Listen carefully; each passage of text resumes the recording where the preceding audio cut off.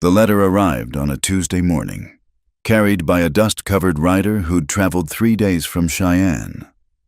Silas Boone stood in the doorway of his weathered ranch house, squinting against the harsh Wyoming sun as he took the envelope. His calloused fingers, scarred from years of rope burns and gunfights, trembled slightly as he recognized the handwriting. "From Jeremiah," he muttered, more to himself than to the rider who was already mounting his horse to leave. Silas waited until the sound of hoofbeats faded before breaking the seal. The parchment crackled in the dry air as he unfolded it, revealing his old friend's careful script. "Silas, I heard about your mother's passing. Martha was a fine woman, and I know her loss weighs heavy on you. A man shouldn't be alone in that big house, especially not after all you've been through. I've taken the liberty of arranging something. There's a young woman, Clara May Henderson, who needs a new start.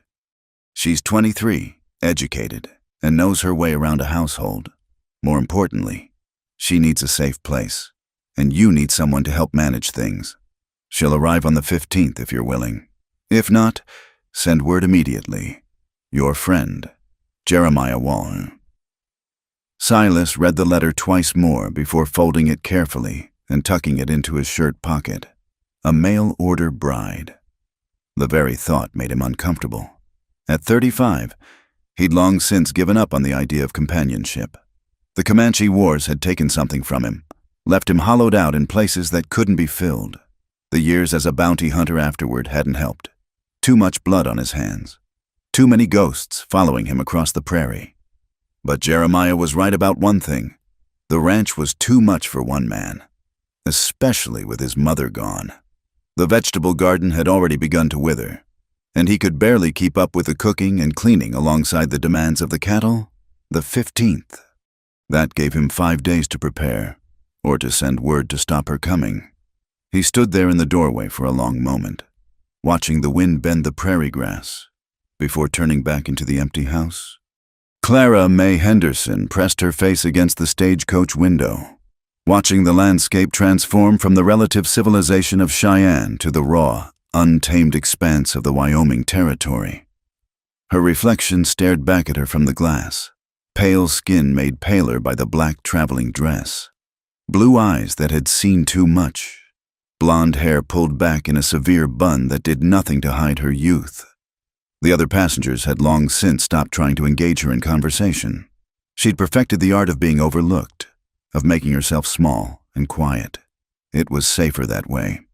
"Willow Creek Station," the driver called out, and Clara's stomach clenched. This was it, the end of the line, the beginning of... What? She didn't know this Silas Boone, had only Jeremiah Walsh's assurances that he was a decent man who'd seen hard times. But she'd trusted a man's word before, and that trust had nearly destroyed her. Still, she had no choice. The money was gone, the opportunities exhausted. This arranged marriage was her last chance at something resembling a life.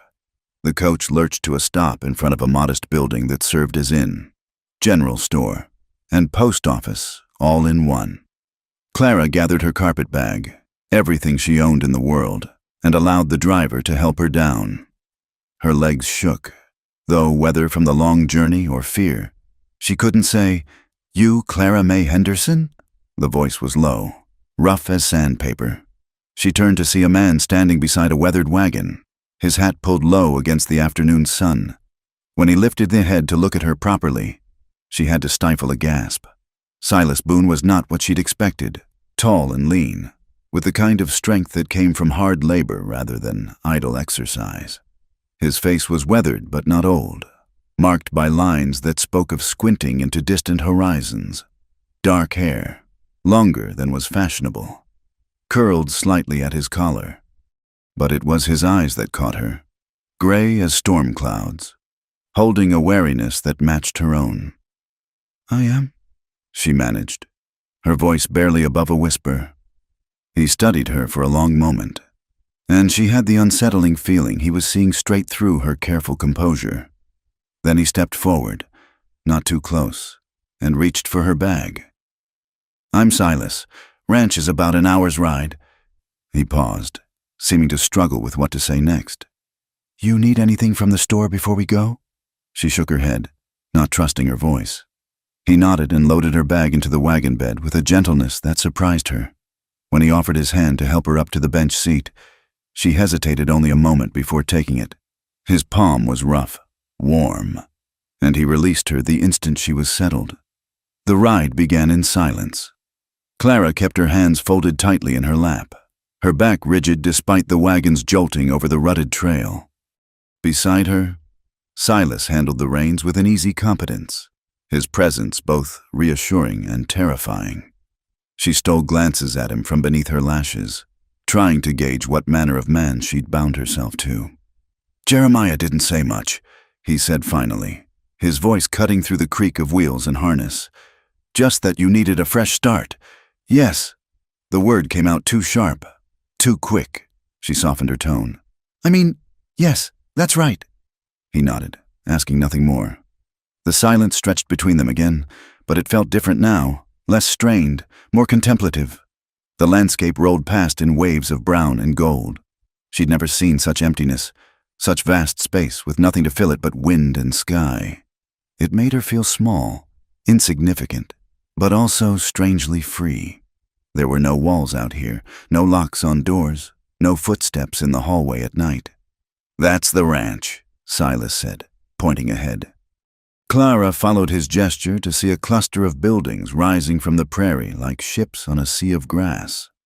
The main house was simple but solid, built of logs with a stone chimney that spoke of permanence. A barn stood nearby, along with various outbuildings and corrals. It wasn't grand, but it looked safe, sturdy. As they drew closer, she could see the signs of recent neglect. A garden plot overrun with weeds, laundry that should have been taken in days ago, a broken shutter hanging at an angle. The touch of a woman's hand had been absent here. And recently, my mother passed 2 months ago, Silas said, as if reading her thoughts. I've done my best, but, he shrugged, a gesture that said more than words could. I'm sorry for your loss, Clara said, meaning it. She knew what it was to lose the only person who cared whether you lived or died. He pulled the wagon up in front of the house and set the brake. For a moment, neither of them moved. Then Silas climbed down and came around to her side, this time when he offered his hand. She took it without hesitation. I'll show you inside, he said. You can have my mother's room. It's the largest. I'll take the back room. That's not necessary. It is. His tone brooked no argument, but it wasn't harsh. You'll want your privacy while you settle in. She followed him into the house, her eyes taking in everything at once. The main room served as both kitchen and living area, with a large fireplace at one end and a cook stove at the other. The furniture was simple but well made, covered now in a fine layer of dust. Through one doorway, she could see what must be the main bedroom. Another led to what looked like a smaller room in back. Washrooms out back, Silas said, setting her bag inside the larger bedroom. There's a well with good water, root cellars stocked, though I'm afraid my cooking's nothing to speak of. I can cook, Clara said quickly, and clean, and tend the garden. I know how to preserve food, mend clothes, tend sick animals. Easy, he interrupted, and she realized she'd been talking too fast, too desperately. I'm not looking for a servant. Miss Henderson, just... He paused, seeming to search for words. Just someone to share the load. The kindness in his voice nearly undid her. She'd been prepared for demands, expectations, the quick establishment of ownership. This careful consideration was somehow more frightening than aggression would have been. I'll leave you to get settled, he continued. Supper's usually at sundown. I'll be in the barn if you need anything. He turned to go, then paused in the doorway. Jeremiah's a good man. He wouldn't have sent you here if he didn't think, well, just wanted you to know that. Then he was gone, his bootfalls fading across the porch. Clara stood alone in the bedroom that still held the faint scent of lavender and age. Slowly, carefully, she sat on the edge of the bed and allowed herself one moment, just one, to shake. Evening came quickly on the prairie. Clara had spent the afternoon exploring the house, familiarizing herself with where things were kept, taking mental inventory of what needed doing. The list was long, but not insurmountable. She'd started by heating water and washing the dishes that had accumulated, finding a strange comfort in the simple, familiar task. Now she stood at the stove, stirring a pot of beans she'd found soaking. Silas must have started them that morning. She'd added salt pork from the larder, wild onions from the garden, and herbs she'd discovered dried and hanging in the pantry. The smell filled the kitchen, homey and warming. She heard his boots on the porch and tensed, but forced herself to keep stirring. The door opened, bringing with it the smell of horses and leather and honest sweat. "Something smells good," he said, and she could hear the surprise in his voice. "Just beans," she said, not turning around. "There's cornbread in the oven." She heard him move to the wash basin, the splash of water, the rough toweling dry. When she finally turned, he was standing uncertainly by the table, hat in hand. "Sit," she said. "It's ready." They ate in near silence, the only sounds the clink of spoons against bowls and the pop of wood in the fireplace. Clara picked at her food, her stomach too knotted to accept much, across from her. Silas ate steadily but slowly, as if he, too, was navigating uncertain territory. "This is fine cooking," he said finally. "Been a while since there was a proper meal at this table." "Thank you." She rose to clear the dishes, needing movement, needing something to do with her hands. "I can help." "No." The word came out too sharp. She softened it. "I mean, I'll manage. You must be tired from your work." He studied her for a moment, then nodded. "I'll be mending tack on the porch if you need anything." When he was gone, Clara allowed herself to breathe. She washed the dishes slowly, meticulously, drawing out the task through the window. She could see him on the porch, working by the light of a lantern. His hands moved surely over the leather, and she found herself watching the steady rhythm of his work. This was her life now. This house, this man, this vast emptiness all around. She'd traded one prison for another, perhaps, but at least this one had sky above it and wind that sang of freedom.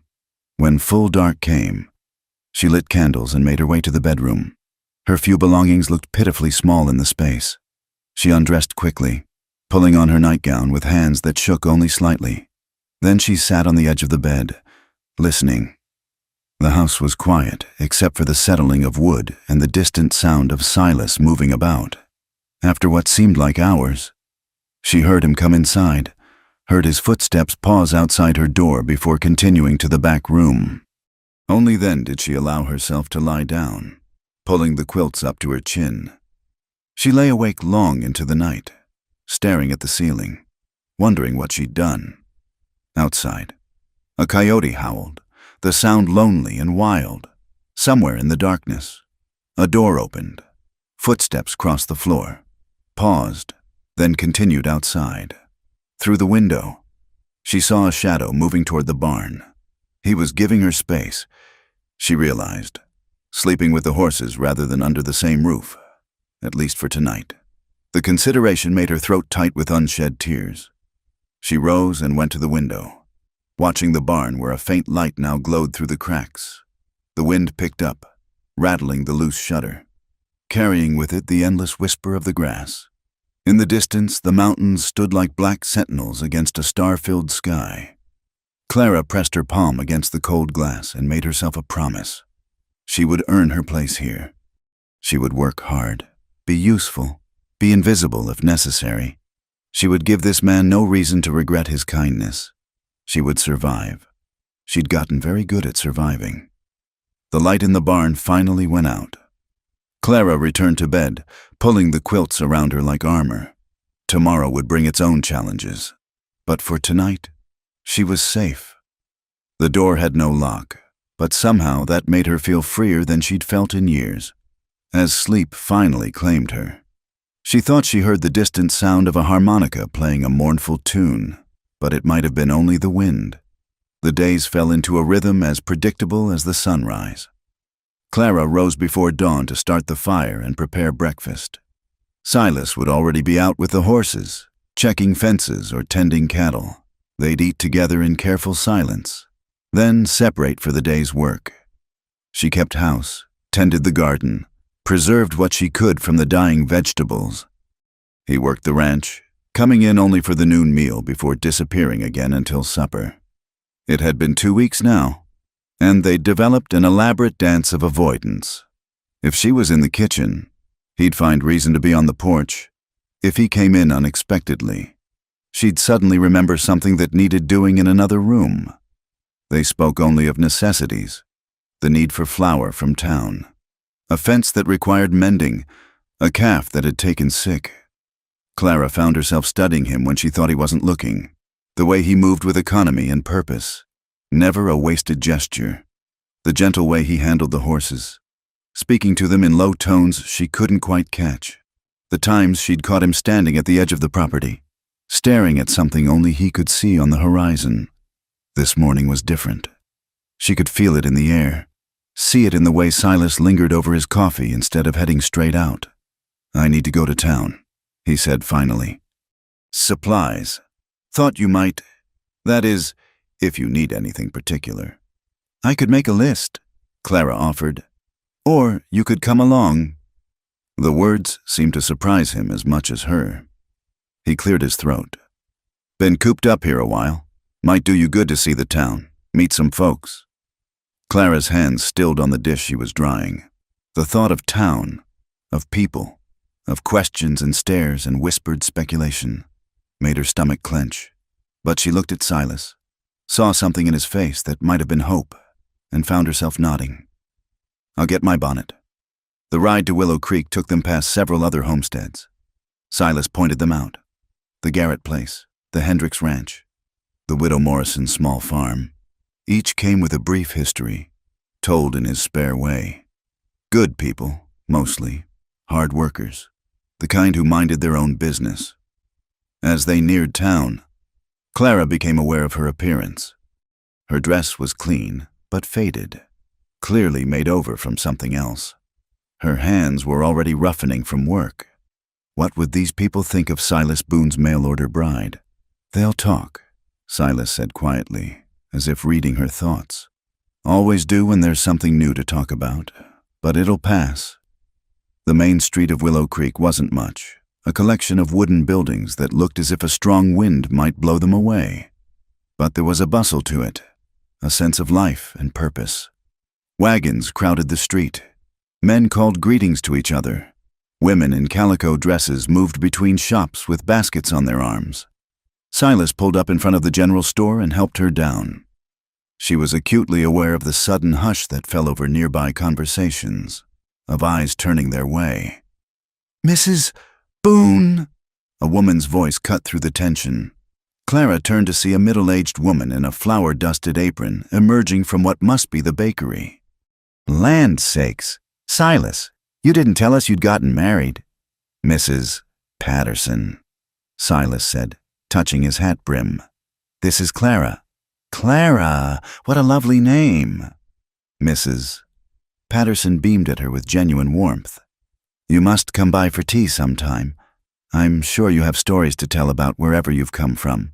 It's not often we get new faces in Willow Creek." Before Clara could respond, others were approaching. She found herself surrounded by curious faces, peppered with questions. Where was she from? How did she meet Silas? What did she think of Wyoming? She answered as best she could, keeping her responses vague but polite. Missouri. Through a mutual friend. Wyoming was certainly spacious. Beside her, Silas stood like a protective wall, his presence oddly comforting. Now, give the poor girl room to breathe." A man's voice boomed. The crowd parted to reveal a large man with a sheriff's star on his vest. "Tom Morrison," he said, tipping his hat. "Welcome to Willow Creek, Mrs. Boone." Clara noticed how his eyes lingered on Silas, something unspoken passing between the men. Old history there, though whether good or bad she couldn't tell. "We should get those supplies," Silas said. Inside the general store, Clara tried to focus on the task at hand while Silas spoke with the proprietor about grain prices. She was examining a bolt of blue calico when she heard voices drift from the next aisle. "Surprised he found anyone willing," a woman was saying. "After what happened with the Comanche, and then those years hunting men for money." "Hush. Edith, the war changed a lot of men." "Changed, maybe, but the blood doesn't wash off so easy. That poor girl probably has no idea what she's gotten herself into." Clara's hands tightened on the fabric. She forced herself to move away, to examine the selection of threads with intense concentration. But the words echoed in her mind. Blood doesn't wash off so easy. "Find something you like." She startled. Silas stood behind her, a sack of flour balanced on his shoulder. "Just looking," she managed. He studied her face, and she saw understanding dawn in his eyes. His jaw tightened, but he said only, "Get what you need. We've credit here." The ride home was quieter than the journey out. Clara clutched the small packet of thread and buttons she'd selected, her mind churning. She'd known Silas had a past. What man didn't? But hearing it spoken of so baldly, the casual mention of killing. "You're wondering," he said as they left the town behind. About what they said, Clara said nothing, unsure how to respond. "It's true, most of it. Scouted for the army during the wars. Did things I'm not proud of. After that," he shrugged. "Man's got to eat. Bounty hunting paid well, and I was good at it." "Why did you stop?" He was quiet so long she thought he wouldn't answer. Then, woke up one morning and couldn't remember the face of the last man I'd brought in. Dead or alive. Didn't matter to me anymore. Figured that meant it was time to come home. They rode in silence after that, but it was a different kind of quiet. Not the careful avoidance of the past weeks, but something heavier, weighted with truth. That night after supper, instead of retreating to the porch, Silas remained at the table. Clara moved about her evening tasks, aware of his presence, of the way he seemed to be working up to something. "My mother used to say a house needs laughter to make it a home," he said finally. "Been a long time since there was laughter here." Clara paused in her sweeping. Was she happy here? Happy enough. She loved my father fierce. Followed him out here from Ohio when everyone said she was crazy to do it. After he died, she stayed for me. Said the land was in our blood now. Couldn't leave even if she wanted to. How did he die?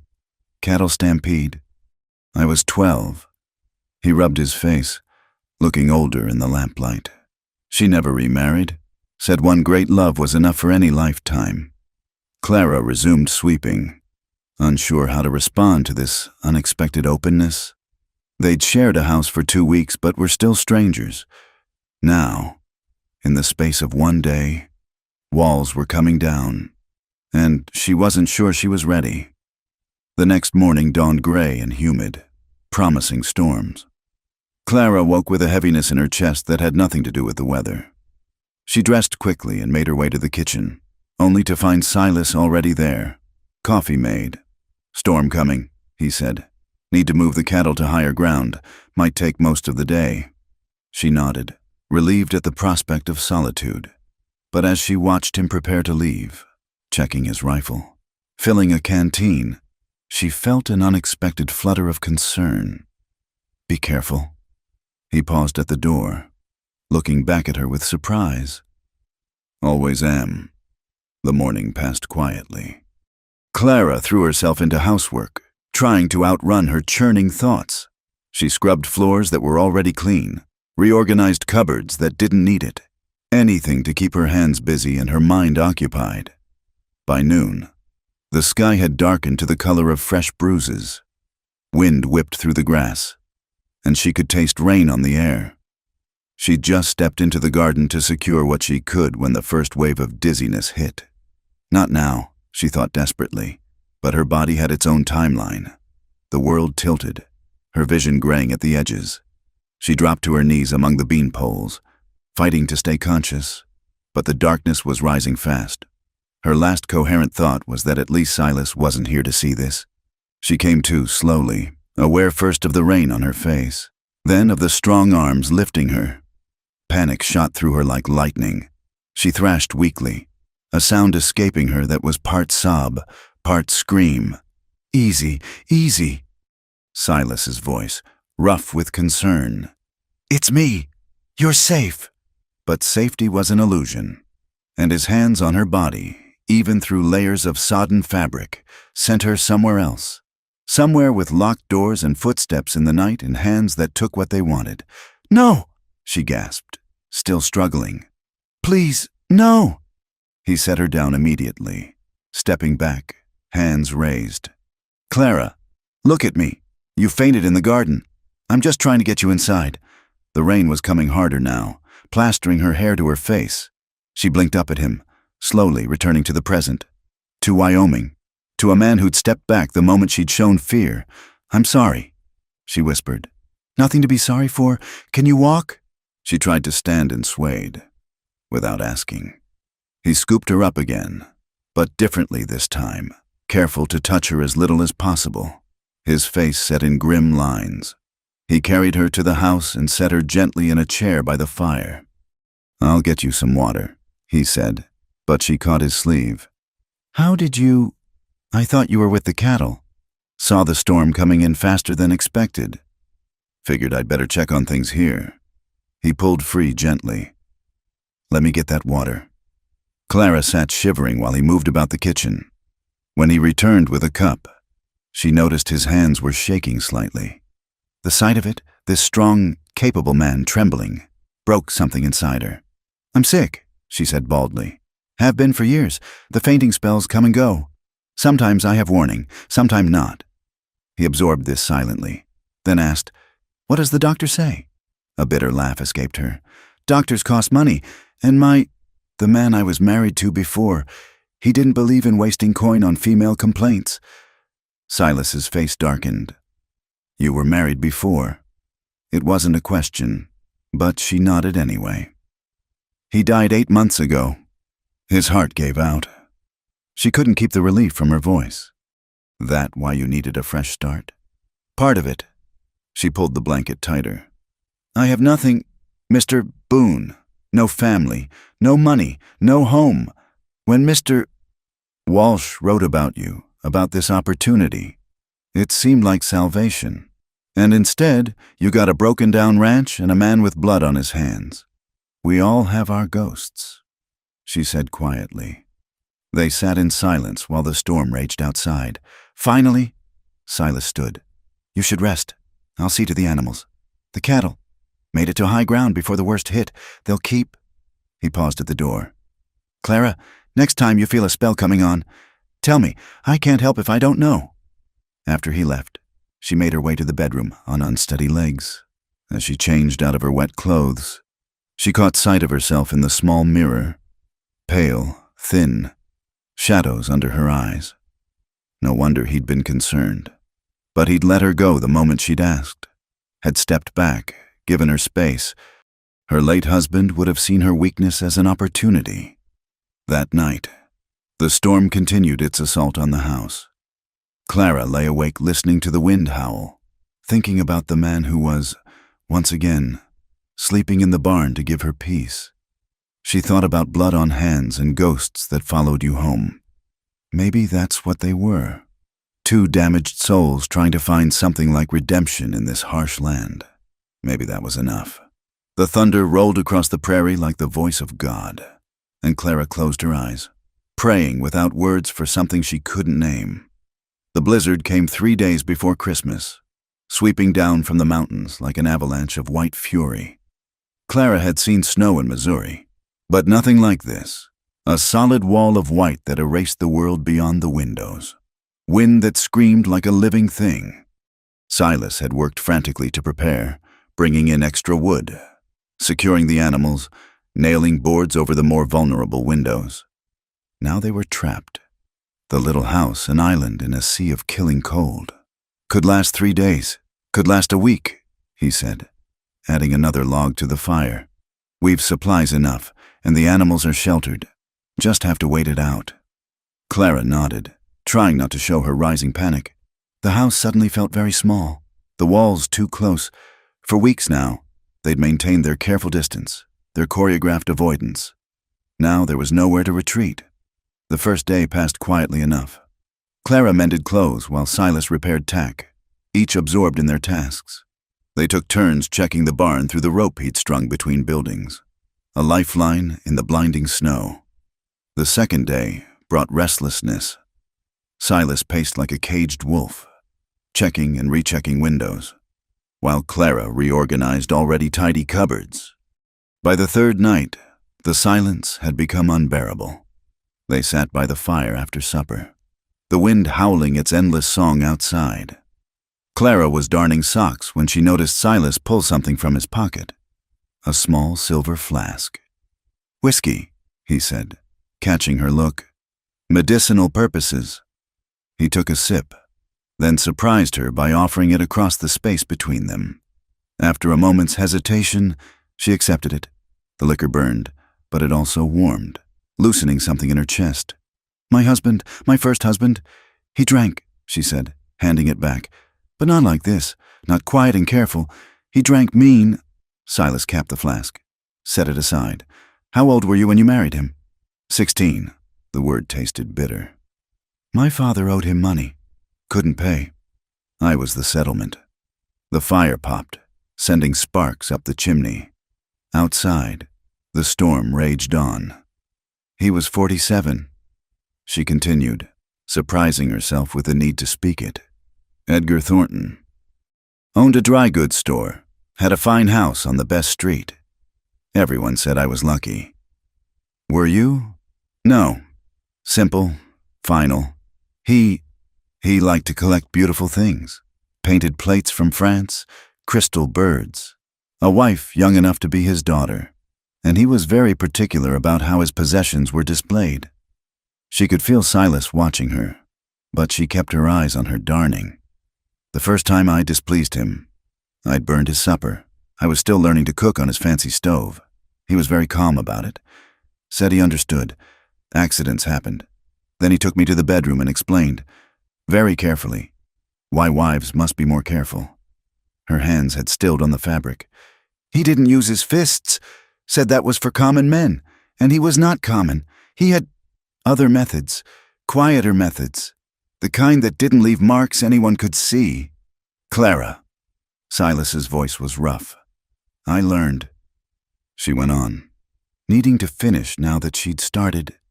"Learned to cook perfectly, clean perfectly, smile perfectly, to be the perfect possession. For 7 years, I was perfect, and then he died, and I discovered perfect wasn't enough. He'd left debts, the house, the store. All of it went to creditors. I had nothing but the clothes on my back and a reputation as a widow who couldn't keep her husband's business affairs in order." She finally looked up to find Silas had moved closer, though still maintaining careful distance. His face in the firelight was hard to read. "Is that why you're afraid?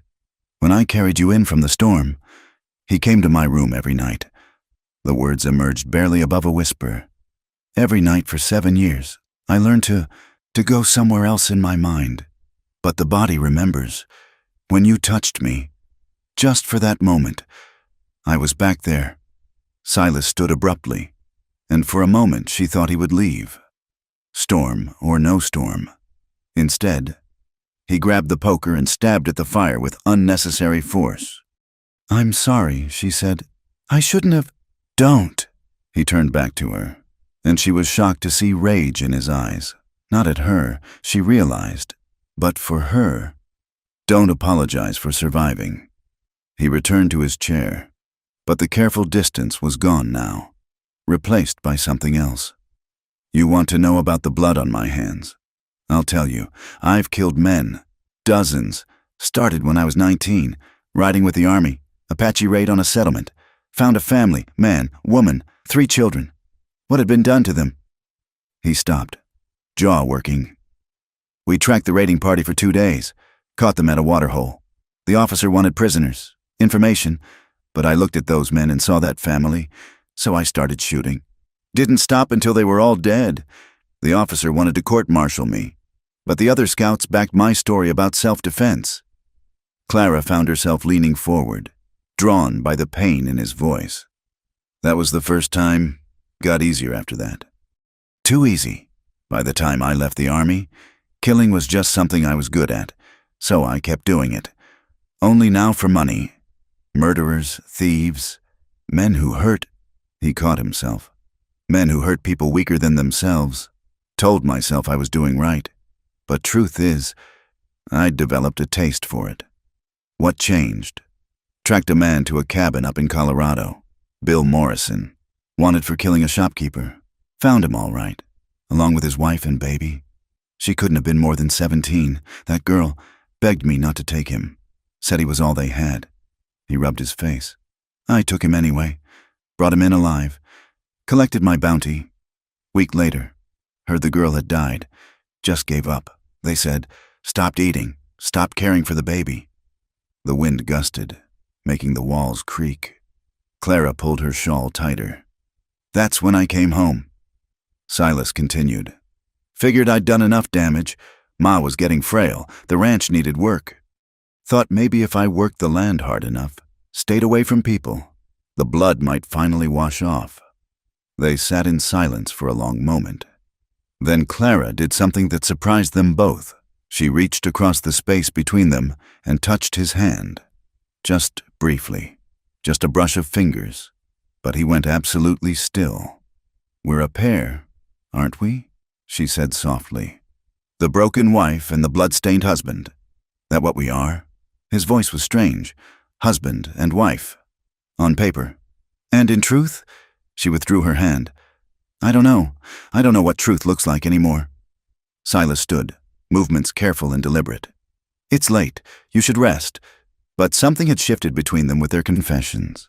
Some invisible wall had crumbled. Clara found herself standing too, facing him across the small space. Silas? She had to force his name past suddenly dry lips. I get so cold at night. The bedroom. It's far from the fire. And with the storm. She couldn't finish, couldn't voice what she was asking, but he understood. She saw it in the way his breath caught, the way his hands clenched and unclenched at his sides. Clara, I don't think... I'm not asking for that, just warmth, company, to not be alone while the world tears itself apart outside. He looked at her for a long moment, and she saw the war in his eyes. Then, slowly, he nodded. She led the way to the bedroom, heart pounding so hard she was sure he could hear it. This was madness. This was dangerous. But the need for human connection, for something real and warm in all this cold emptiness, overwhelmed caution. She climbed into bed fully clothed, moving to the far side. After a moment, the mattress dipped as Silas joined her, also fully dressed. Careful to maintain distance even in the confined space. They lay rigid as boards, neither moving, barely breathing. The storm howled its fury, and the house groaned in response. Then, gradually, the warmth between them began to build. Clara found herself relaxing, her body remembering what it was like to not be alone in the dark. Clara? His voice was barely audible over the wind. That man, your husband, did you ever feel anything besides fear? She thought about lying, then decided they'd moved past that. No, never. I used to wonder if something was wrong with me, if I was broken inside. Other women spoke of duty, but also of pleasure. I felt nothing but dread. Nothing was wrong with you. His voice was fierce. You hear me? Nothing. Tears burned her eyes. In the darkness, she felt him shift, felt his hand find hers across the space between them. Just that, just the simple clasping of hands. But it anchored her. Tell me something good, she whispered. Something from before all the blood and ghosts. He was quiet so long she thought he wouldn't answer. Then, I had a dog when I was a boy. Ugly little mutt. Showed up half-starved one winter. Ma said we couldn't afford another mouth, but Pa let me keep him. Called him Badger on account of his temperament. She could hear the smile in his voice. That dog followed me everywhere, slept on my bed, despite Ma's rules. When I was 12 and Pa died, Badger was the only one I could cry with. What happened to him? Lived to be old and gray, died peaceful in his sleep summer before I joined the army, buried him under the big oak out back, still miss that ornery mutt. Clara squeezed his hand. That's a good memory. Your turn. Something good. She searched through years of darkness, finally finding a glimmer. My mother taught me to read. It was our secret. Father didn't approve of educated women, but she'd been a teacher before marriage. Couldn't bear the thought of raising an ignorant daughter. We'd steal moments when he was gone, huddled over her few precious books. She died when I was 12, but she gave me that. The ability to escape into words when the world got too hard. What was her name? Grace. Her name was Grace. They talked through the night, trading stories like precious coins. Small moments of light against all the darkness. His first horse. Her favorite hiding spot as a child. The time he'd seen an eagle carry off a full-grown rabbit. The poem she'd memorized that still brought comfort, somewhere in the pre-dawn hours. Exhaustion overtook them. Clara woke to gray light filtering through frost-covered windows and the strange, muffled silence that meant the storm had passed. She was warm, wonderfully warm, and it took her a moment to realize why. In sleep, they'd moved together. Silas's arm was around her waist, her back pressed against his chest. She could feel his breath on her neck, steady and deep. For a moment, she lay frozen, waiting for the panic to come. It didn't. Instead, she felt something else entirely. Safe, protected, held without being trapped. It was so foreign, so unexpected, that tears slipped down her cheeks. Silas stirred, and she felt the moment he came fully awake, felt him register their position. He started to pull away, but she caught his hand, held it in place. "Don't," she whispered. "Please, just a little longer." He relaxed incrementally, his arm settling more firmly around her. All right. They lay like that as the world outside began to lighten. Two damaged souls finding unexpected shelter in each other. The storm had passed, but something new had taken root in its wake. Not love, not yet. They were both too wary, too wounded for that. But possibility, hope. And for now, that was enough. Spring came slowly to Wyoming, fighting winter for every inch of ground. The snow retreated to the mountains, leaving behind mud and the first brave shoots of green. Clara watched the transformation from the kitchen window as she kneaded bread, her hands working the dough with practiced ease. 3 months had passed since the blizzard, since that night of confessions and careful comfort. They'd returned to separate rooms the next day, but something fundamental had shifted. The careful dance of avoidance had become something else, a gradual drawing together, like two wild creatures learning to trust.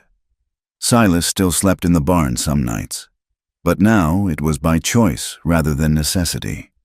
Sometimes Clara would find him there in the early morning, talking softly to the horses, and he'd look up at her with something approaching warmth in those storm-gray eyes. "Bread's rising." She called out the door. "Coffee's ready." He appeared from the direction of the corral, sweat already beading despite the cool morning air. "That yearling's coming along. Might make a good saddle horse with proper training."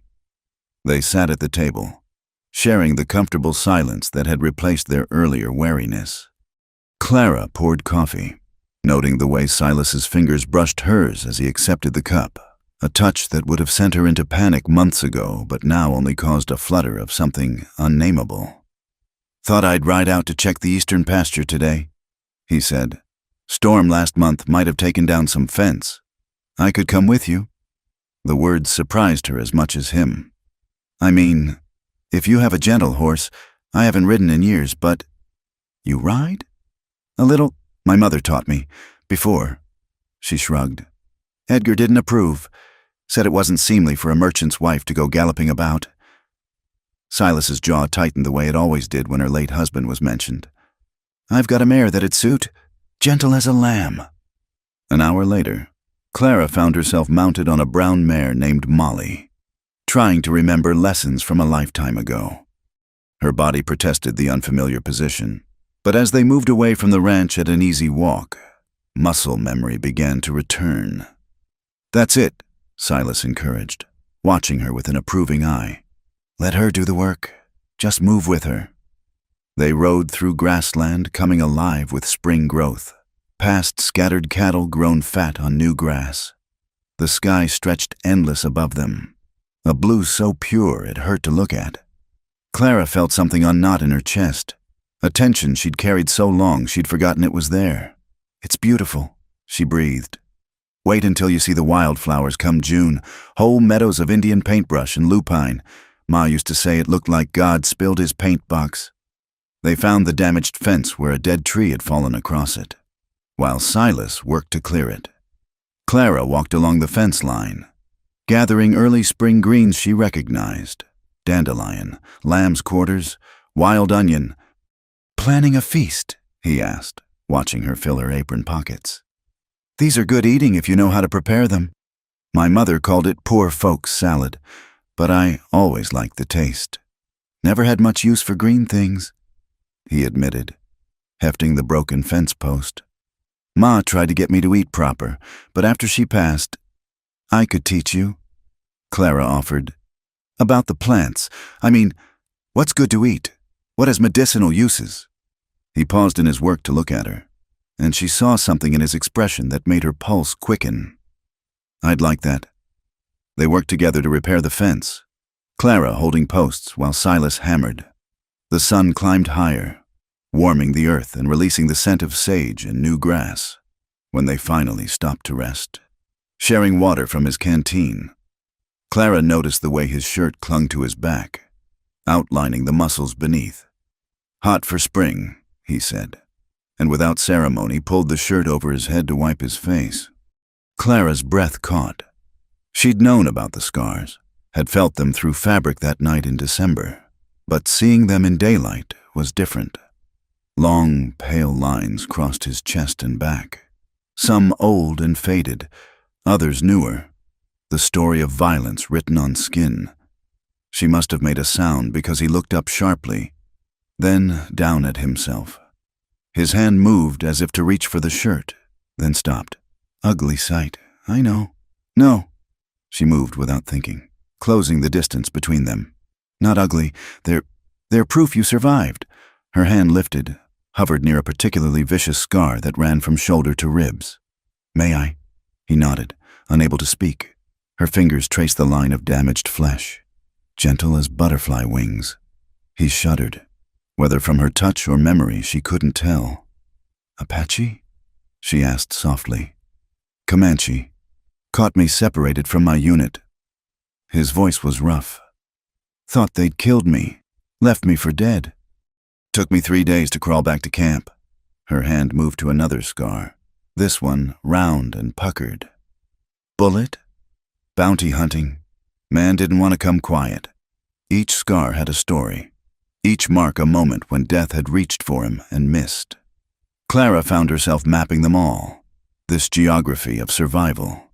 When she looked up, she found him watching her with an expression she'd never seen before, vulnerable and hungry all at once. "Clara!" Her name was barely a whisper. She should step back, should return to safe distance. Instead, she placed her palm flat against his chest, feeling his heart race beneath her hand. "I see you," she said. "All of you, and I'm not afraid." He caught her hand, pressed it harder against his chest. You should run far and fast from a man like me." "Where would I go?" She meant it to sound light, but it came out raw with truth. "You're my home now. Silas Boone. You're my safe place." He made a sound like he'd been punched, then pulled her against him. Not roughly, not with demand, but with desperate care. She felt the heat of his skin, smelled sweat and leather and something uniquely him. Her body, which had known only fear and revulsion from men's touch, relaxed into his embrace. "Is this all right?" he asked against her hair. Yes. And it was more than all right. For the first time in her life, she wanted to be closer. They stood like that in the spring sunshine, holding each other like shipwreck survivors. Then Molly whinnied, breaking the spell, and they stepped apart. "We should head back," Silas said, but he was smiling, a real smile that transformed his face. The ride home was quiet but charged with new awareness.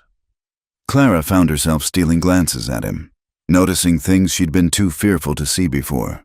The way his hands held the reins, firm but gentle, the line of his jaw, the breadth of his shoulders, the way he sat his horse like he'd been born to it. That evening, as Clara prepared supper from the greens she'd gathered and the last of the winter stores. She felt him watching her. She turned to find him in the doorway, shirt properly buttoned, but that new warmth still in his eyes. "Smells good. It's nothing fancy, just Clara." He stepped into the kitchen. "Can I ask you something?" She nodded, hands stilling on the dishes. "That night in December, during the storm, when you asked me to stay, were you—" He stopped, started again.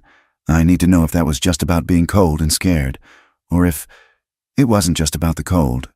She admitted, I wanted to feel safe, and you made me feel safe. And now?" She turned to face him fully. "Now I want more than safe."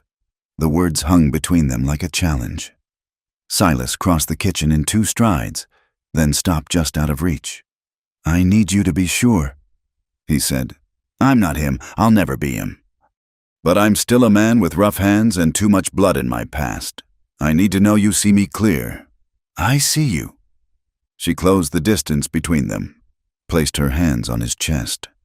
"I see a man who sleeps in barns to make a stranger feel safe, who carries wounded creatures 5 miles to help, who speaks gentle to horses and harsh to no one. I see you, Silas."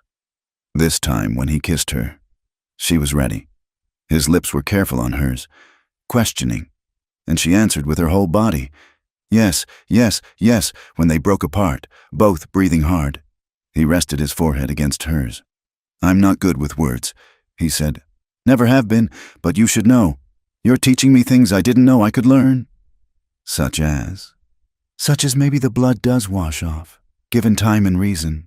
Such as maybe a broken thing can heal straight if it's tended proper." Clara felt tears slip down her cheeks. "We're tending each other. That we are." They ate supper closer than usual, their knees touching under the table. When night fell and Clara rose to head to her room, Silas caught her hand. "Stay." The word came out rough. "Not for... I sleep better when you're near." She squeezed his hand. "So do I." They lay in his narrow bed, still fully clothed but wrapped around each other. Outside, coyotes called to the rising moon, and the wind sang through the grass. Inside, 2 wounded souls continued the slow work of healing, one careful touch at a time. "Silas?" Clara whispered into the darkness. That place in my mind I used to go, to escape. I don't go there anymore." His arms tightened around her. "Where do you go instead?" "Here, I stay right here with you." She felt him smile against her hair. "Good, that's good." Sleep came easier than it had in years, wrapped in safety and the promise of something that might, someday, bloom into love. The house that had sheltered loneliness now held hope. Fragile as spring grass, but just as determined to grow. In the morning, there would be work and challenges and the slow building of a life together. But for now, in the quiet darkness, they held each other and dared to believe in second chances. The moon traced its path across the sky, and somewhere in the vast Wyoming night, an owl called, not in mourning, but in celebration of the hunt, of survival, of life going on despite all odds.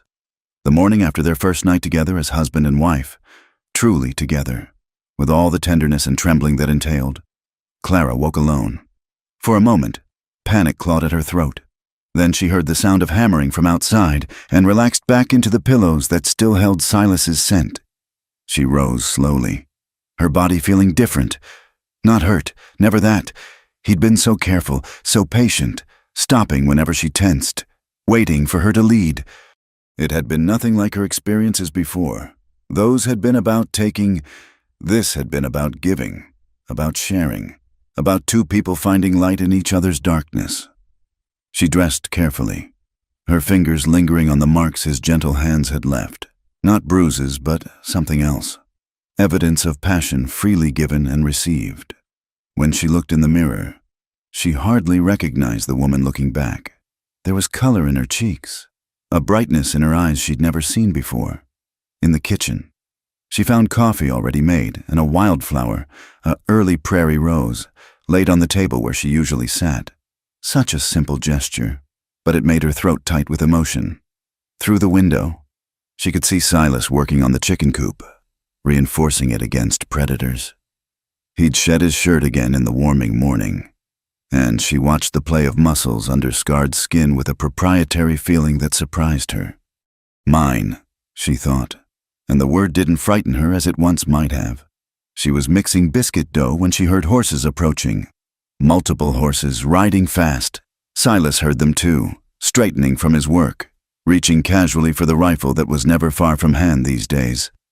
3 riders appeared over the rise, and Clara's blood went cold. She knew that figure in the lead, would know it anywhere despite the months that had passed. Samuel Morrison, Edgar's cousin, the one who'd tried to claim her after Edgar died, who'd driven her to flee Missouri with nothing but desperate hope. "Stay inside," Silas said quietly, not looking away from the approaching riders, but Clara had spent too many years hiding. She stepped out onto the porch, chin raised, though her hands shook where she gripped her apron. Samuel pulled up just outside the yard, his pale eyes finding her immediately. He'd grown thinner, she noted, and there was a meanness in his face that had always been there but now showed plain. "Hello, Clara," he said, touching his hat brim in mockery of courtesy. "Been looking for you for quite some time. Mr. Morrison." Her voice came out steadier than she felt. "You've wasted a journey. I have nothing for you. Now, that's where you're wrong." He dismounted, his 2 companions remaining on their horses but watchful. "See, when Edgar died, he left some debts that fall to his widow to pay. I paid what I could, the house, the store, everything was sold." "Everything?" Samuel's smile was ugly. "Not quite everything. You see, Edgar owed me personal services rendered, you might say, and he promised payment in specific coin." Clara felt Silas move closer, not touching but near enough she could feel his heat. "State your business plain," Silas said, his voice dangerously quiet. Samuel's eyes flicked to him, dismissive. "You'd be the new husband, Boone, isn't it? The killer turned rancher?" He laughed. Clara always did have a taste for dangerous men, though I'll wager she didn't tell you the whole truth about her situation. "Whatever you think you're owed," Silas said. "You won't find it here." "Won't I?" Samuel pulled a paper from his coat. "Bill of sale, signed by Edgar Thornton, dated 2 months before his death. Payment for services to be rendered in the form of, well, let's call it companionship." Clara's knees nearly buckled. "No, that's not. Edgar wouldn't." "Oh, but he did. You see, I helped him with some business matters. Delicate matters. The kind that could see a man hanged if they came to light. In exchange, he promised me you. Only then he up and died before making good. And you disappeared." "That paper's worthless," Silas said. "A man can't sell what he doesn't own, and he never owned her." "Didn't he? 7 years of marriage says otherwise. Besides, there's the matter of Edgar's other activities. The ones I helped cover up." Samuel's eyes glittered with malice.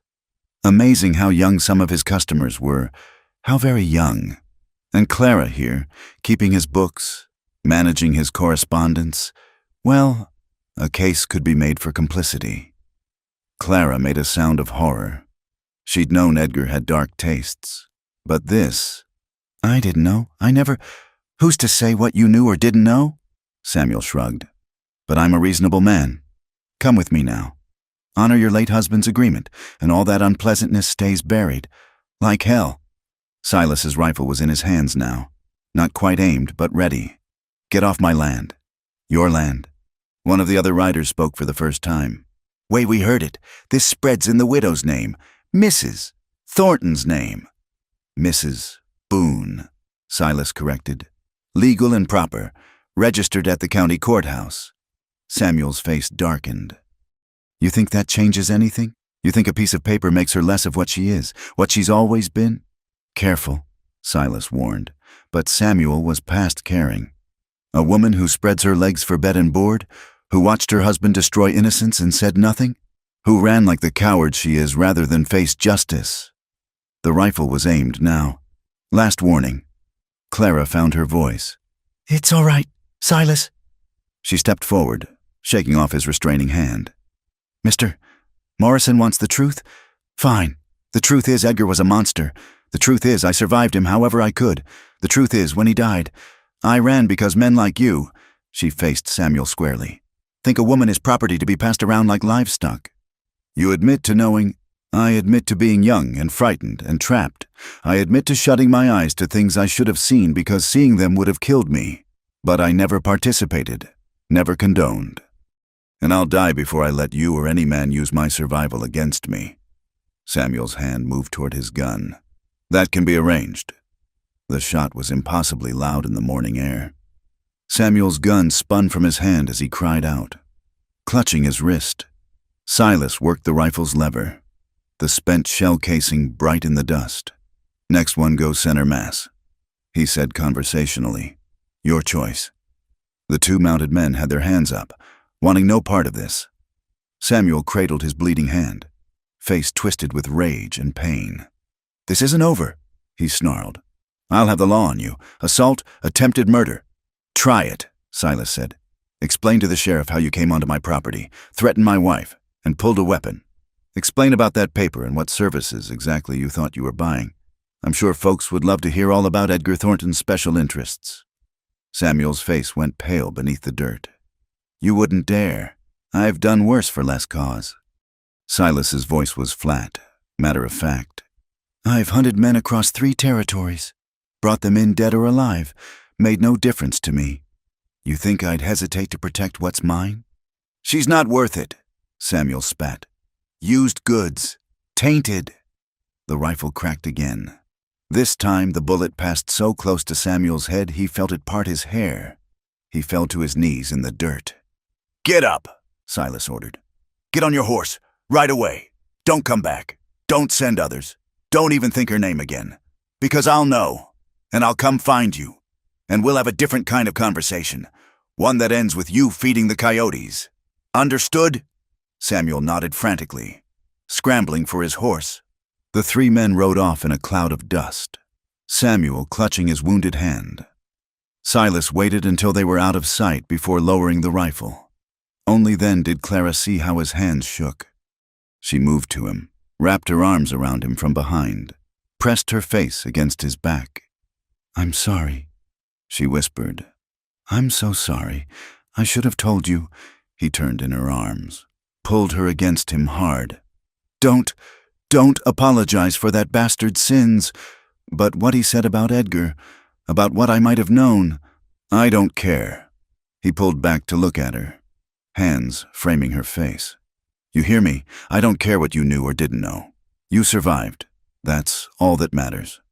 You could have killed him. Wanted to." His honesty was brutal. "When he called you, when he said," his jaw worked, "I wanted to paint the ground with him. Why didn't you?" "Because you were watching. Because I want to be better than that for you. Because the blood on my hands is enough without adding more for the sake of pride." Clara rose on her toes and kissed him, tasting desperation and relief and something fierce as prairie fire. When they broke apart, she was crying, "What if he comes back? What if he brings the law? Then we'll face it together." Silas wiped her tears with his thumbs. "But I don't think he will. Men like that are cowards at heart. They prey on the vulnerable, the isolated. But you're not alone anymore." "No," she agreed. "I'm not." They went inside together, Clara's legs unsteady with reaction. Silas made her sit while he brewed fresh coffee, lacing hers heavily with sugar from their precious store. "Will there be others?" he asked quietly. "From your past?" "I don't know. Maybe. Edgar had business associates, other cousins." She wrapped her hands around the hot cup. "I'm sorry. I've brought trouble to your door." "Our door," he corrected. "And we've both got our share of trouble. Mine's just usually better armed." Despite everything, she found herself almost smiling. Is that supposed to be comforting? Just true. He sat beside her, close enough their shoulders touched. "Clara, what Morrison said about Edgar, about young customers." "I suspected," she admitted, the words like ground glass in her throat. "The way he'd look at them, the private meetings. But I was a coward.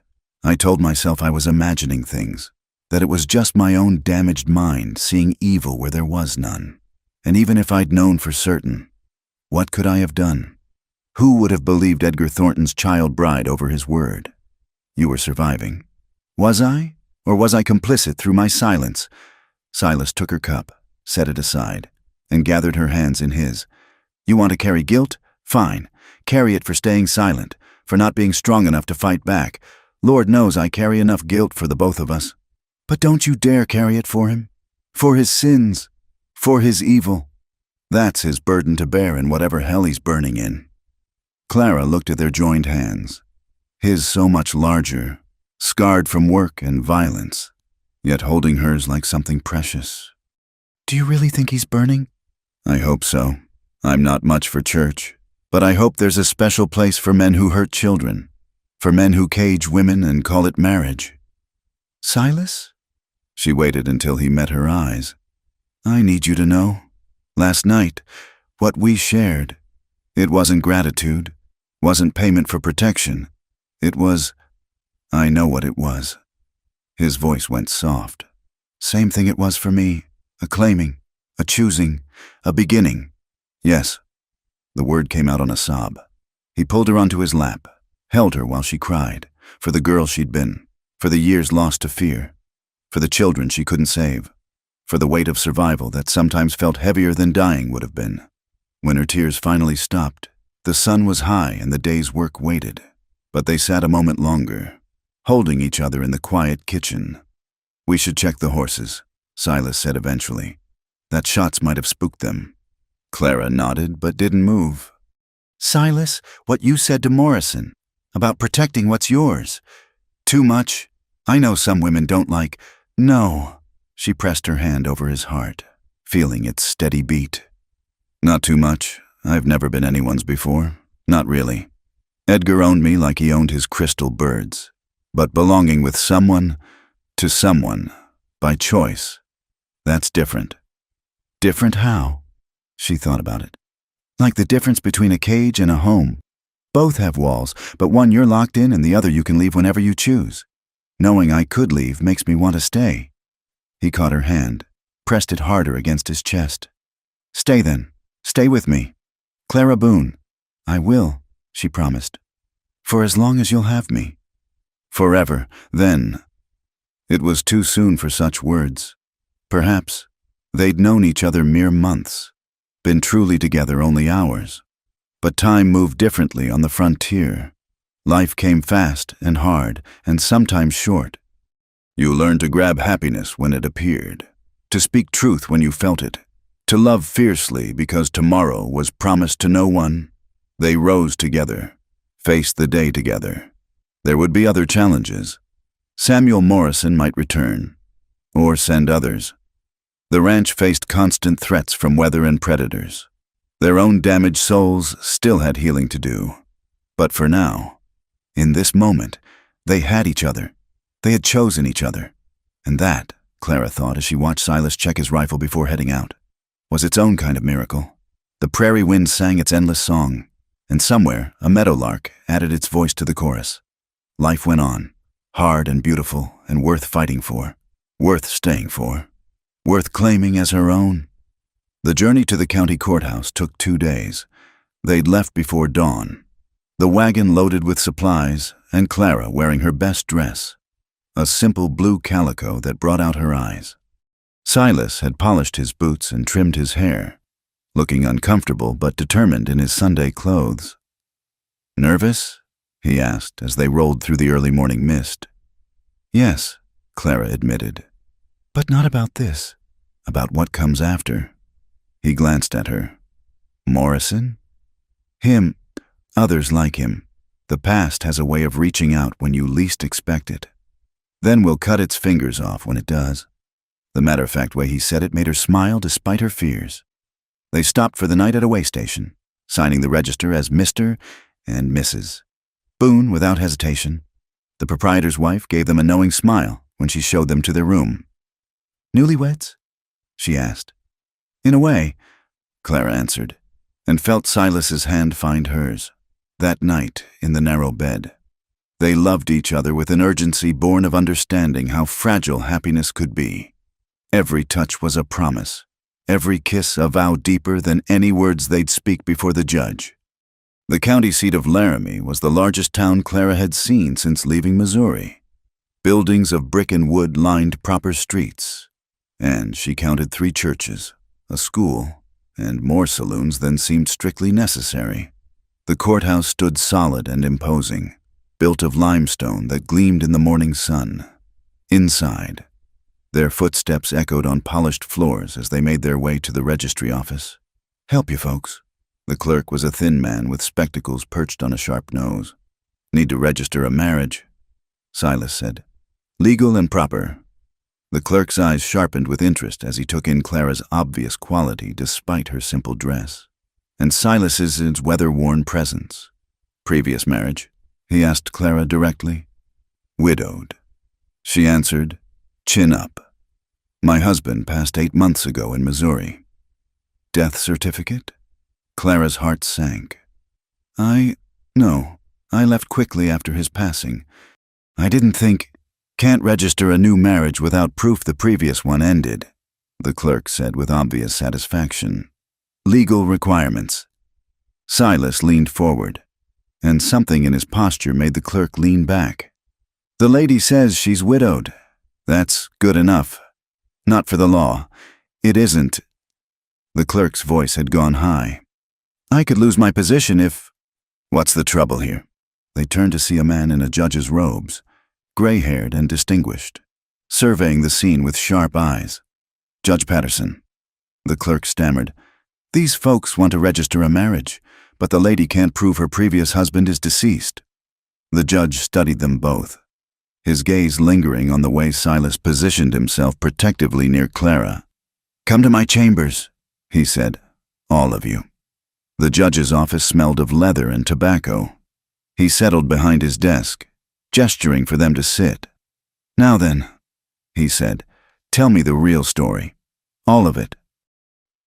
Clara looked at Silas, who nodded encouragement, haltingly at first, then with growing confidence.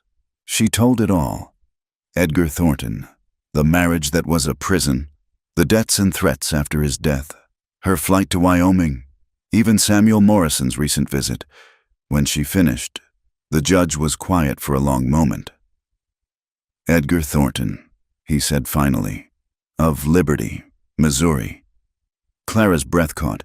"You knew him? Knew of him? There were rumors, whispers, the kind of thing decent people didn't speak of openly, but everyone knew."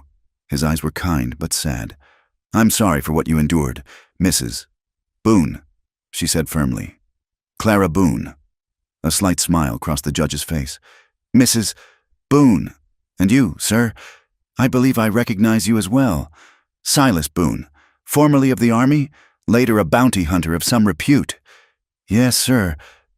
I remember a case. Oh, 5 years back. You brought in the Watson gang, 3 brothers who'd been terrorizing settlers throughout the territory." "I remember. You brought them in alive when everyone expected corpses. When asked why, you said dead men couldn't face their victims' families." The judge leaned back. "That stayed with me. A man who understands justice is about more than killing." He opened a drawer, pulled out forms. "I'm going to register your marriage. As for proof of Mr. Thornton's death, I'll make inquiries through official channels. Until then, my word will suffice for any legal purposes." "Judge," the clerk protested, "the regulations clearly state—" "Mr. Henshaw," the judge cut him off. "In my 20 years on the bench, I've learned the difference between law and justice. The law says this woman needs a piece of paper. Justice says she's suffered enough for other men's sins." He began writing. "Besides, I received a letter last month from a colleague in Missouri. Edgar Thornton died of apoplexy on January 15th. I'll have the certificate sent for, but I see no reason to delay these good people's happiness for bureaucratic convenience." Clara felt tears prick her eyes. "Thank you." "No need for thanks. Just live well together. That's payment enough." He signed the forms with a flourish. "There, legal and proper, as requested.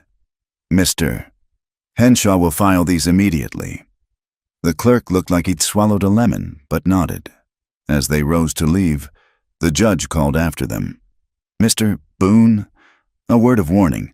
Samuel Morrison has been making inquiries around town, seeking support for some claim or other. Most folks aren't interested in his kind of trouble, but he might find a few willing to listen for the right price. I appreciate the warning. And I appreciate a man who protects what's his without unnecessary bloodshed. We need more of that kind of law in this territory." He paused. "Though if Morrison pushes the matter, I trust you'll do what's necessary." "Count on it," Silas said quietly. Outside the courthouse, Clara stood blinking in the bright sunshine, the marriage certificate clutched in her hands. Real, legal, binding. No one could say she wasn't Clara Boone now, not without challenging the law itself. "Hotel," Silas suggested. "We could stay the night, leave fresh in the morning." "Could we?" Clara hesitated. "Could we go to a church first? I know we're already legal, but I'd like— that is, if you don't mind." Understanding softened his face. "Which one?" They chose the smallest church, a simple white building with a modest steeple. The pastor, a young man with kind eyes, agreed to perform a brief ceremony for a small donation. It wasn't fancy. No flowers, no music, no guests. Just Clara and Silas standing before the altar, speaking the old words that billions had spoken before them. To have and to hold, for better or worse, in sickness and in health. When the pastor said Silas could kiss his bride, he did so with such tenderness that Clara felt her knees weaken. This was what had been stolen from her the first time, the holiness of choosing, the sacredness of willing commitment. They found a respectable hotel near the courthouse, at dinner in the restaurant. Clara noticed how other diners looked at them, some with curiosity, some with judgment, a few with what might have been envy. She found she didn't care. Let them look, let them wonder. In their room that night, Silas produced a small wrapped package. "Wedding present," he said, almost shy. "It's not much, but I saw it and thought—" Inside was a thin gold band, simple but real. Clara's throat closed. "My mother's," he explained. "Had it in my saddlebags all this time. Couldn't bear to sell it even when times were lean. Would you—" "Yes," she breathed, holding out her hand. He slipped it on her finger, where it fit as if made for her. "There. Now everyone will know you're spoken for." "They already knew," she said, touching the ring in wonder. "You told Morrison I was yours, but this tells them I chose it." "Did you choose it?" she answered by pulling him down for a kiss that left no room for doubt. Later, as they lay entwined in the hotel's soft bed, Clara traced patterns on his chest. "We should head back at first light. The animals need tending." He agreed, already half asleep. "Silas, what the judge said about Morrison making inquiries." "I'll handle it." His arm tightened around her. "We'll handle it. Together." "Together," she echoed, and found she believed it. They left Laramie as the sun painted the eastern sky pink and gold. The marriage certificate was safely tucked in Clara's bag, but more important was the ring on her finger and the man beside her on the wagon seat. The journey home was marked by an ease that hadn't been there before. They talked of plans for the ranch, expanding the vegetable garden, maybe adding a milk cow, fixing up the old chicken coop. Simple dreams, but shared ones. As they crested the last rise before home, Silas suddenly pulled the wagon to a halt. "What is it?" Clara asked, alarmed. "Look." He pointed to the ranch below. At first, she saw nothing wrong. Then she noticed it. A thin column of smoke rising from behind the barn. "Stay here," Silas commanded, reaching for his rifle. "Like hell," Clara shot back, surprising them both. "Together, remember?" His mouth quirked despite the situation. "Woman, you'll be the death of me." "Not if I can help it." They approached cautiously, but as they drew closer, Clara could see the smoke wasn't from their buildings. Someone had made camp in the grove of cottonwoods by the stream. "Travelers, maybe," Silas said, but his grip on the rifle didn't loosen. As they pulled into the yard, A figure emerged from behind the barn. Clara's heart sank. Not Morrison, but one of the men who'd been with him, the one who'd commented about the land being in her name. "Mr. and Mrs. Boone," the man called out, showing empty hands. "No need for the artillery. I'm here peaceful-like." "State your business," Silas demanded. "Name's Jack Henley. I was with Morrison when he came calling, but I'm not with him now. Man's crazy as a rabid dog, and I want no part of what he's planning." "Which is?" Henley shifted uncomfortably. "He's gathered some men, promises of easy money, claims about hidden wealth, stories about you having strong boxes full of army gold from your bounty hunting days. Plans to come take it, and the woman too if he can manage it." "When?" Silas's voice was deadly calm. "Soon. Maybe tomorrow night. Maybe the next. He's waiting on 2 more guns from Cheyenne." Henley met their eyes. "I signed on for intimidation, not murder, and that's what it'll be if he comes here. Figured you deserved warning." "Why?" Clara asked. "Why warn us?" "Because I saw how you looked at each other, how you stood together. My Ellen and I were like that once, before the fever took her." His voice roughened. "Morrison's the kind of man who destroys good things just because he can't stand to see them exist. I won't be part of that." Silas studied him for a long moment. "You looking for work?" Henley blinked in surprise. What?" "Ranch this size could use another hand, especially one who knows which side to stand on when trouble comes calling." "You'd trust me? After I rode with Morrison? You rode away from him when it mattered. That counts for something." Silas glanced at Clara, who nodded. "Bunk in the barn for now. We'll work out wages later. Right now, we need to prepare." As Henley headed for the barn with grateful thanks, Clara touched Silas's arm. "You sure about this? Man who warns of ambush is useful. Man who stands with you during one is invaluable. We'll know soon enough which he is." They spent the rest of the day preparing. Silas cleaned and loaded every weapon they owned.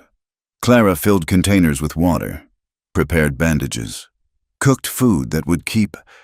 Together they moved anything valuable into the house, barricaded windows, created clear fields of fire. As darkness fell, they sat on the porch, watching the stars appear. The night was peaceful, but they both knew it was the calm before violence. "I'm not afraid," Clara said, and was surprised to find it was true. "No?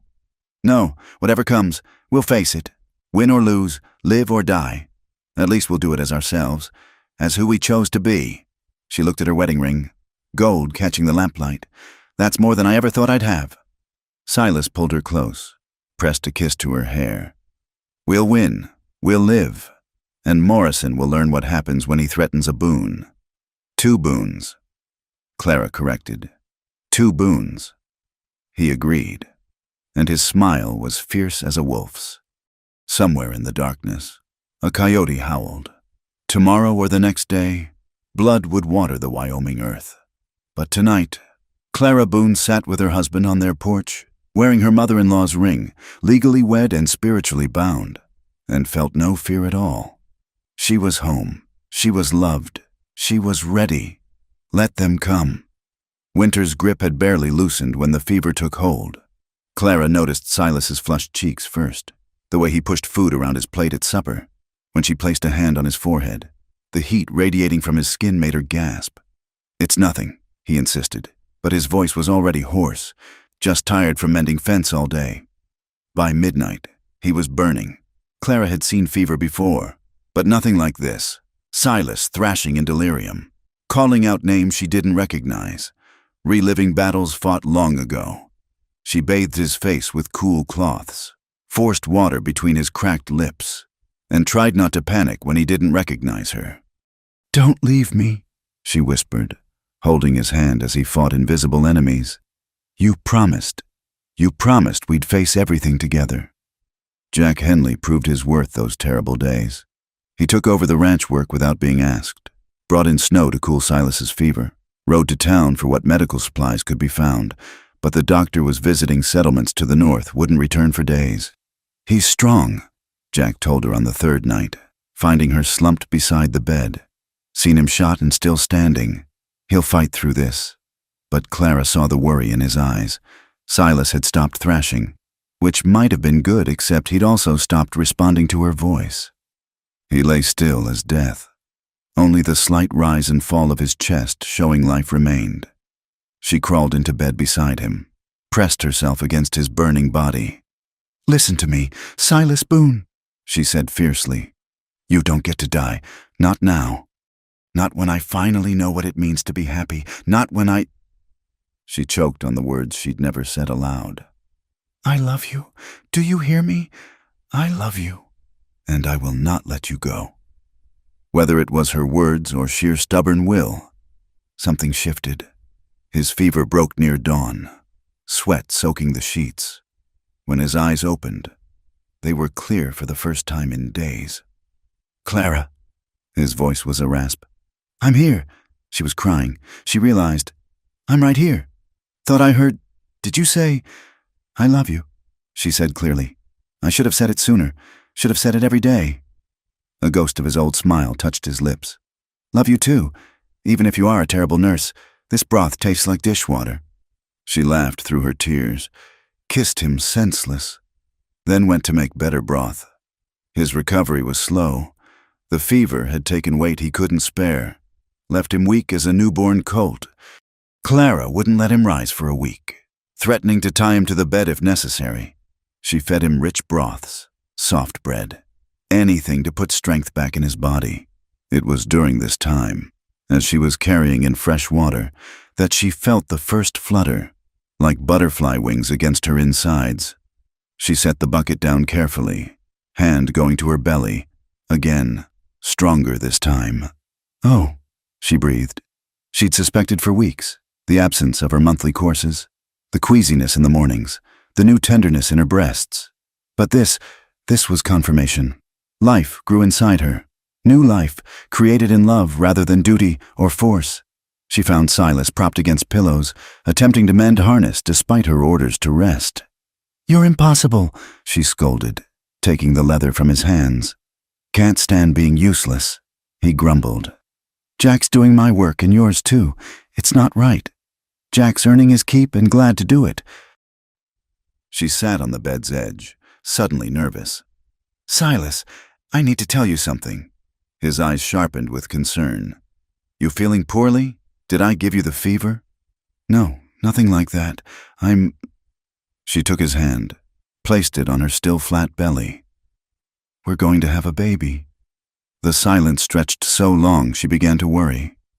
Then Silas made a sound, half laugh, half sob, and pulled her against him. "A baby," he repeated, wonder in his voice. "Our baby. Are you happy?" She had to ask, had to know. "I know we never talked about children, and with Morrison still out there. Happy?" He pulled back to look at her, and she saw tears on his cheeks. "Clara, I thought I'd used up all my chances at good things. Thought the best I could hope for was to not do more harm. But you, and now this." He placed his hand over hers on her belly. "I don't have words for what I feel." "Try," she urged softly. "It's like coming in from a blizzard to find a fire waiting. Like water after days in the desert. Like—" He stopped, frustrated. "I told you I'm no good with words." "Those were beautiful words." She kissed him gently, mindful of his weakness. "Though we should probably work on your poetry before the baby comes. Can't have you comparing our child to water in the desert." "Our child," he repeated, and the smile that spread across his face was like sunrise. "When?" "Late summer. I think maybe early fall. We'll need to add on to the house, a proper room for the baby, and fix up that old cradle in the barn. It was mine. Ma saved it." He was already planning, the enforced idleness forgotten. "Slow down," she laughed. "We have months yet." But she was planning too. The garden would need to be bigger. They'd need to lay in supplies before she got too large to travel. And somehow, they'd need to deal with Morrison before the baby came. The thought of bringing a child into the world with that threat hanging over them. "I see that look," Silas said. "What are you worrying about?" "Morrison. He's still out there, still planning God knows what. Not for long." The gentleness left Silas's face. replaced by the hardness she'd first known. "I've been thinking while I lay here useless. It's time to stop waiting for him to come to us. Silas, you're not strong enough." "Not yet, but I will be. And when I am, I'm going hunting. One last time." A chill ran down Clara's spine. "You promised you were done with that life." "I am, but a man threatens my wife, plots against my home, plans to take what's mine." His gray eyes were storm dark. "That man needs to learn there are consequences. We could go to the law." "With what? Henley's word against Morrison's? Even if they believed us, Morrison would disappear. Wait, come back when we least expect it." He shook his head. "No, this ends on my terms." Clara wanted to argue, but she knew he was right. Morrison was like a rabid wolf. He wouldn't stop until he was stopped. "Not alone," she said finally. "Whatever you do, we do together." "Clara, no, you don't get to protect me by pushing me aside. We're partners, remember? For better or worse." He studied her face, then nodded slowly. "Together, then, but not until I can sit a horse without falling off. Deal." That night, as Silas slept peacefully beside her, Clara lay awake, planning. Morrison thought he was dealing with a weak woman and a weakened man. He was wrong on both counts. She placed a protective hand over her belly. This child would not be born into fear. Whatever it took, whatever she had to do, her baby would come into a world where Morrison was just a bad memory. The next morning brought unexpected visitors. 2 riders approached slowly, hands visible, clearly meaning no threat. Clara recognized Sheriff Morrison, no relation to Samuel, thank God, from town, along with Judge Patterson. "Mrs. Boone," the sheriff touched his hat. "Sorry to intrude. Is your husband about?" "He's recovering from fever," she said carefully. "But he can receive visitors." She led them inside where Silas was attempting to shave with unsteady hands. He set the razor aside, instantly alert despite his weakness. "Tom, Judge, what brings you out here?" The sheriff shifted uncomfortably. "Got some news you need to hear about Samuel Morrison." Clara's hand found Silas's shoulder. "What about him?" "Man's been busy. Hired himself a lawyer from back east. Some slick talker named Pemberton. They're filing papers, claiming your marriage ain't legal, that Clara here is still bound by some contract to Morrison." "That's ridiculous." Clara protested. "The judge himself registered our marriage." "I did." Judge Patterson confirmed. "And it will stand, but Pemberton's clever. He's not challenging the marriage directly. He's claiming prior obligation. Says he has documentation proving Edgar Thornton sold his wife's companionship to cover debts." "No court would uphold that," Silas said, but his voice was tight. "No decent court," the judge agreed. "But Pemberton's pushing for a hearing in Cheyenne, where he might find a more sympathetic ear. There are judges there who still think of women as chattel." "When?" Silas's question was sharp. 2 weeks, maybe 3. Papers have to be served first. Hearing scheduled." The sheriff looked apologetic. "I wanted to warn you, give you time to prepare. Or time to run." Clara said bitterly. "You're not running." Silas's voice was firm. "Neither of us is running. We'll face this in court if we have to." "With what lawyer?" she asked. "We can't afford. I'll represent you." Judge Patterson interrupted. "I may be a judge here, but I'm still a member of the bar in good standing, and I don't take kindly to men trying to buy and sell women like cattle in my territory." Hope flickered in Clara's chest. "You do that? Young woman, I've spent my career trying to bring proper law to this frontier. That means protecting the innocent and standing against those who would abuse the system." His eyes were fierce behind his spectacles. "Besides, I'd like to see this Pemberton fellow try his eastern tricks in a western court." After the men left, promising to keep them informed, Clara and Silas sat in heavy silence. "2 fronts now," Silas said finally. "Legal and violent. We knew it would come to this." Clara tried to sound braver than she felt. "I won't let them take you." His hand found hers, gripped tight. "Either through law or force. I won't let them." "I know." She brought his hand to her lips. But Silas, I've been thinking about the legal side. What if I wrote to some of the women in Liberty? The wives who might have suspected what Edgar was doing, who might have kept their daughters away from his store. Would they speak up? Maybe. If they knew it might protect other women. If they knew they weren't alone in their suspicions. It's worth trying. He pulled her close. You're brilliant. You know that. I'm desperate, she corrected. There's a difference. No, you're brilliant and brave, and I don't deserve you. Stop that. She kissed him firmly. We deserve each other. We deserve happiness. We deserve this life we're building, and I'll be damned if I let anyone take it away. That afternoon, while Silas napped, his strength returning but slowly, Clara sat at the kitchen table with paper and pen. The letters were hard to write, each one a careful balance of truth and plea. She wrote to women she'd barely known, wives who'd given her sympathetic looks but never spoken of their suspicions. She wrote of her own innocence, her ignorance, her fear. She wrote of second chances and the child growing inside her. She wrote until her hand cramped and tears blurred the words.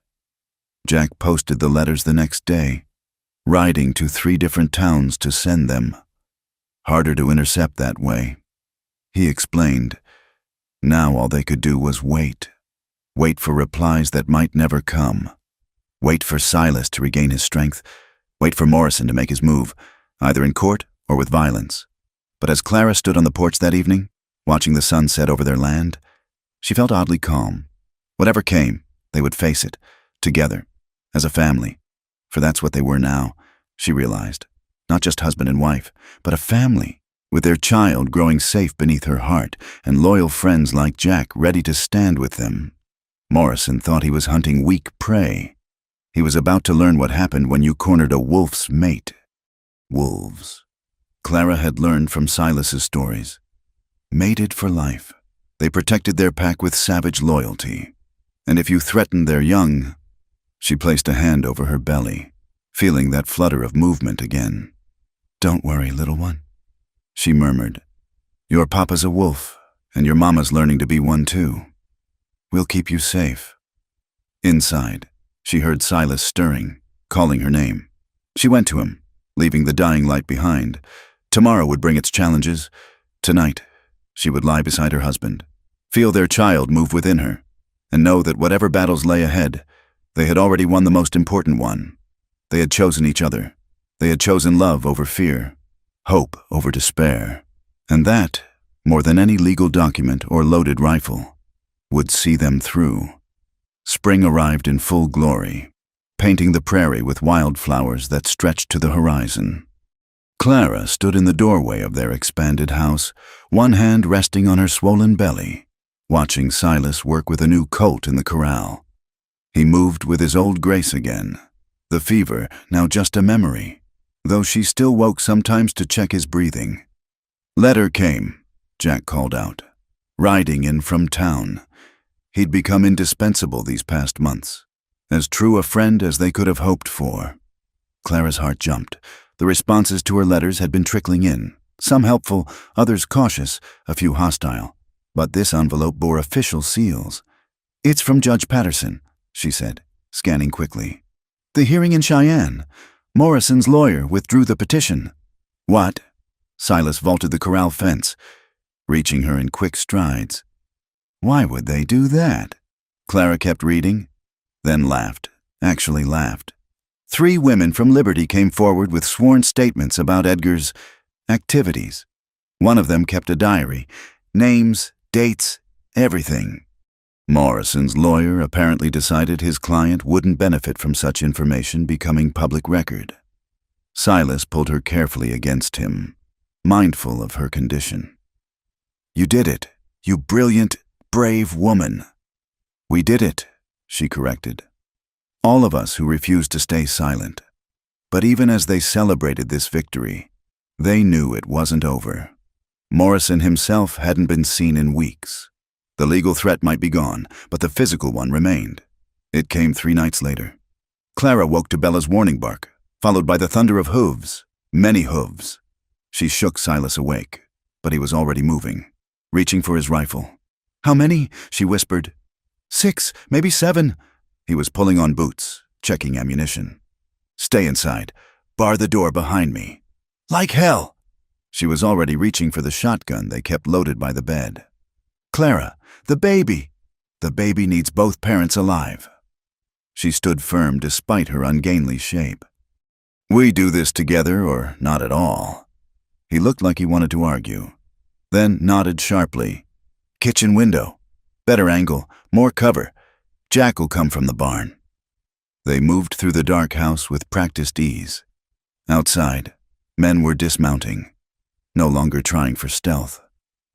Boone, Morrison's voice carried clearly. Send her out and this ends peacefully. You can find another woman. Can't find another life. Silas's answer was a shot that sent Morrison diving for cover. Then everything erupted. Glass shattered as bullets flew. Clara fired the shotgun, pumped, fired again. The kick brutal against her shoulder. She saw a man fall, another scrambling back. Jack's rifle cracked from the barn, catching them in crossfire. But there were too many. A man made it to the porch, kicking at the door. Silas turned to meet the threat, leaving the window exposed. Clara saw Morrison rising, aiming at Silas's back. Time slowed.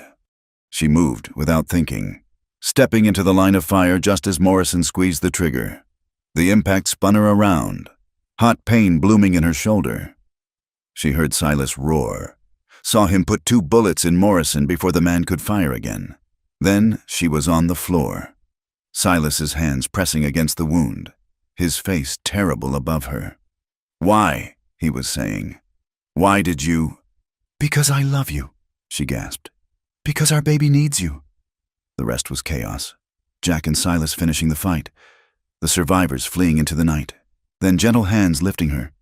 Silas's voice promising everything would be fine, though she could hear the fear beneath the words.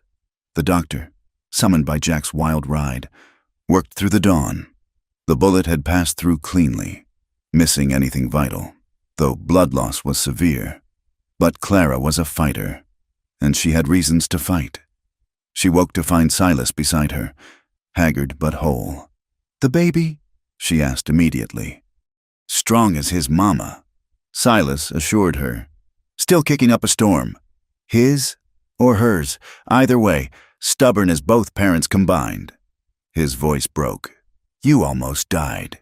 You stepped into a bullet meant for me, and I'd do it again. She gripped his hand weakly. That's what love does. Silas, it makes us strong enough to do impossible things. Morrison? Dead. His men scattered. Sheriff took our statements, said it was clear self-defense. He studied her face. It's over, Clara, really over. We're free. Free.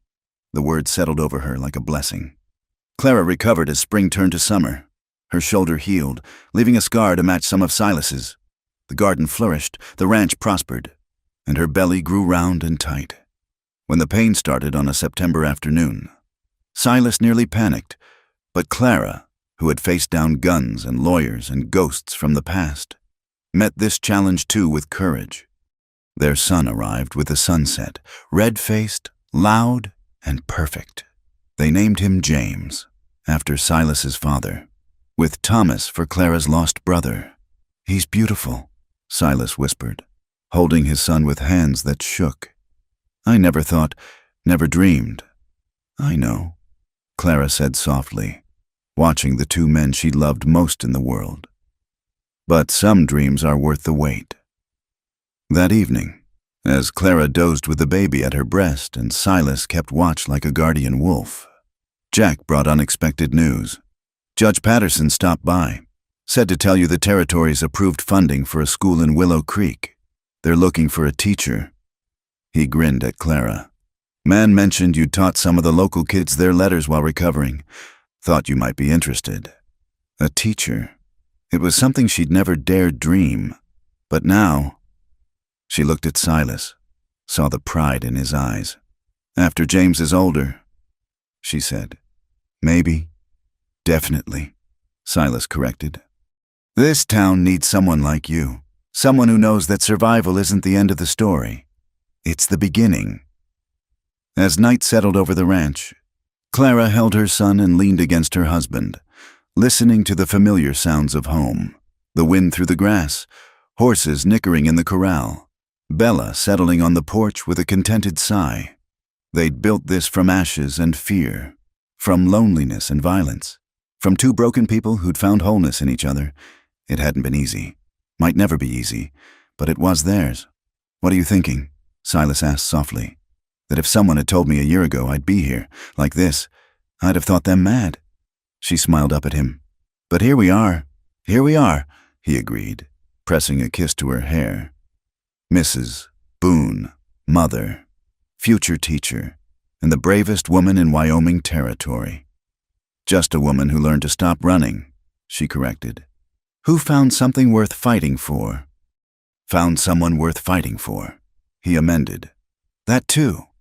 James stirred, making the soft sounds that would soon turn to demands for milk. Clara adjusted him, marveling at the miracle of this new life they'd created. Not from fear or force or obligation, but from love, real love, the kind that faced down bullets and fevers and legal challenges without flinching. Outside, stars began to appear in the vast Wyoming sky. Tomorrow would bring new challenges, raising a child, building a community, creating the life they'd fought so hard to claim. But tonight, in this moment, everything was perfect. Clara Mae Henderson had become Clara Boone not through purchase or contract, but through choice, and that choice, renewed every day in 1,000 small ways, had transformed them both. The broken wife and the blood-stained husband had become something new.